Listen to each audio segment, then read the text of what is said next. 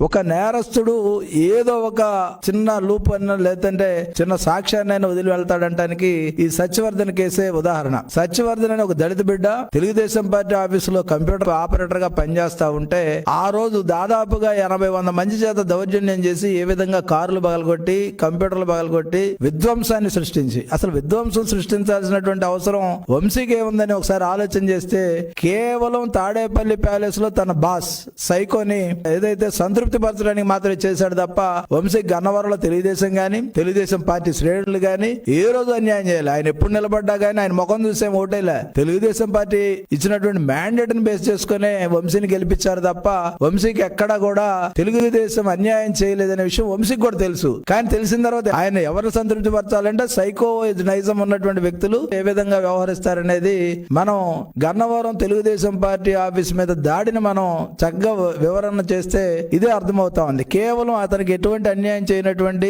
తల్లి లాంటి తెలుగుదేశం మీద ఆయన దాడి చేసి ఆ దాడిలో కేసులు పెట్టిన తర్వాత తప్పించుకోవడానికి అక్కడ కంప్యూటర్ ఆపరేటర్ గా ఉన్నటువంటి సత్యవర్ధన్ ఒక దళితుడు, ఏమి చేయలేని వాడు, అశక్తుడు, అలాంటి వ్యక్తిని కిడ్నాప్ చేసి బెదిరించి SC/ST కోర్టు దగ్గరకు వచ్చి ఆ యొక్క విత్డ్రా చేసుకోవటం అంటే ఆ చిన్నది లాజిక్ ఎందుకు మిస్ అయ్యాడు వంశీ? ఎందుకంటే అతను నేర ప్రవృత్తి ఆయనకు అలవాటు, ఆయన పూర్తిగా తెలుసు ఏ విధంగా దీన్ని హ్యాండిల్ చేయాలనేది వంశీకి తెలిసినంత మిగతా వాళ్ళు ఎవరో తెలియదు. కానీ దురదృష్టం ఏంటంటే వంశీ దురదృష్టం ఇదంతా కూడా మళ్ళీ తిరిగి మాకు తెలుస్తుంది, మేము తిరిగి సత్యవర్ధన్ మేము కాపాడుకుంటాం, ఆ కుటుంబం బయటకు వచ్చేస్తుంది అనే ఒక చిన్న ఇది లేకుండా పోయింది. ఎందుకంటే భారతదేశ స్వతంత్రం వచ్చిన తర్వాత అంబేద్కర్ గారు పెట్టిన భిక్ష వల్ల ఈ రోజు సెక్షన్ 3 గాని రాజ్యాంగ ప్రొటెక్షన్ గాని దళితులు ఎంత అనాసక్తులైనా సరే, ఏ ఆధారం లేని వారైనా సరే, వాళ్ళ అమాయకులైనా సరే వాళ్ళకి రక్షణ కవచంగా ఉండేటటువంటి రాజ్యాంగం ఒకటి ఉంది.